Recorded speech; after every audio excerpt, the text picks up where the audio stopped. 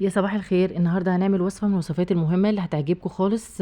لو زهقتي من الطرق التقليديه للحوم، تعالى اقول لك على طريقه حلوه وسهله وبسيطه وهتعجبك خالص. هنعرف النهارده ازاي نعمل صنف ما بياخدش وقت ولا مجهود ولا تقليب، وازاي هنطلع باللحمه ونطلع اللحمه بتكون مستويه وبتكون بالدرجه دي وتكون دايبه دوب، وايه البهارات وايه التركيه الموجوده في الوصفه دي اللي هتعجبكم خالص. وبتاكلوها على فكره برقم كبير بره في اي مطعم. هنا هتعرفي ازاي تعملي من الاكله دي وهتعجبك خالص. هتعرفي تاكليها بشويه عيش شويه رز زي ما تحبي.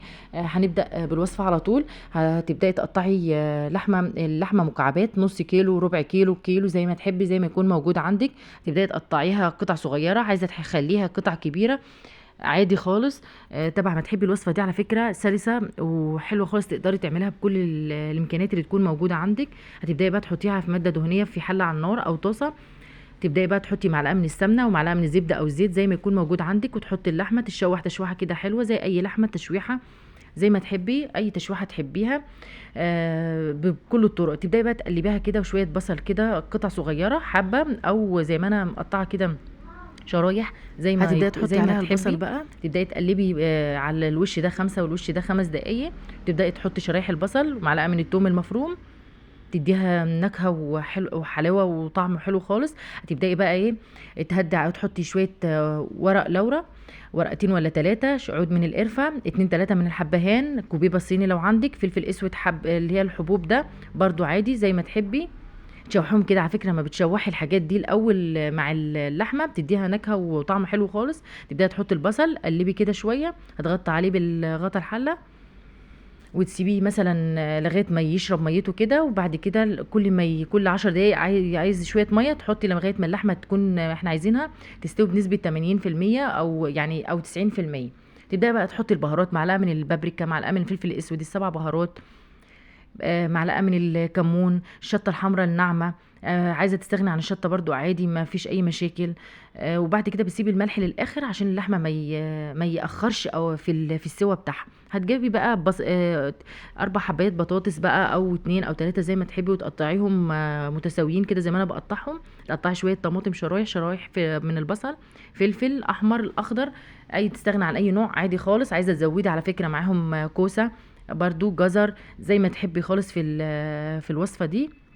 هتجيبي ورقه من الفويل وعليها ورقه من الزبده، لو مش متوفر عندك طاجن عندك او طاسه او اي حاجه او صينيه، وتبداي تحطي شرايح البصل وعليهم شرايح البطاطس.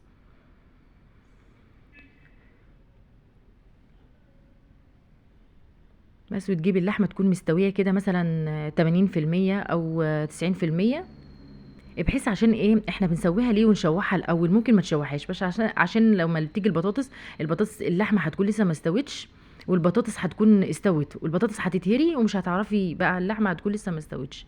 فاحنا بنديها نص سوا كده او 3/4 سوا عشان لما تكمل سوا مع البطاطس ما تتهريش. بس هي دي التركية دي. حطينا شويه معلقه ولا معلقتين من الزيت، شويه من الملح، شويه كمون، شويه 7 بهارات برضو، وحطينا شرايح الفلفل. فلفل عندك فلفل الوان برضو عايزه تزودي برضو براحتك. وهنا شرايح الطماطم ومعلقتين من الصلصه، لو عندك معلقه او معلقتين من الصلصه الجاهزه او اي صلصه عندك حطيهم برضو. شويه قطعنا شويه كزبره، عايزه تحطي شبت برضو عادي، وشويه من الزيت، وهتقفلي عليهم وتحطيهم في صينيه وتدخلوهم في ارضيه الفرن من تحت. وبعد كده ما تستوي تفتحي كده عليها وتحسي ان البطاطس استوت كده واللحمه وخدت ودت مع بعض كده، تبداي تحطيهم على الشوايه 5 دقايق من فوق، تديها تحميره كده وتقميره حلوه كده. هتغطي عليها بورقه سلوفان، احنا هنا حطيناها في صينيه، وتغطي عليها بورقه سلوفان وتحطها في ارضيه الفرن من تحت. بصوا بقى، طعم تلاقي اللحمه هتكون مستويه ودايبه دوب محمره كده وحلوه خالص. احنا هنا بوريكم ان انا طلعتها لقيت البطاطس واللحمه كده استوت، هبدا احطها تحت الشوايه 5 دقايق. هنا بقى طالعه بالجمال ده، وشويه الصوص اللي فيها كده، شويه رز بشعريه، شويه سلطه، رغيف عيش كده وتاكلي معاها. اللحمه هنا دايبه دوب والبطاطس حلوه خالص. انا دايما لازم، ما بحبش اللحمه تكون مسلوقه، ادها وش كده ريحه تحميره كده وطعم. ما اقولكيش بقى شويه الصوص دول على شويه رز، ما اقولكيش. شيروا لايك للقناه لو اول مره تشوفوني، واعملوا اشتراك في القناه. ولو عجبتكم الوصفه اتمنى تعملوها وتجربوها. البطاطس انا هنا بوريكم البطاطس دايبه دوب. اكله بسيطه ما فيهاش مجهود، ما بتاخدش وقت ولا مجهود ولا اي حاجه خالص، بتطلع معاكي اللحمه دايبه دوب ومستويه، وتغيير في اكلات اللحوم، تغيير في الاكل. بس شكرا.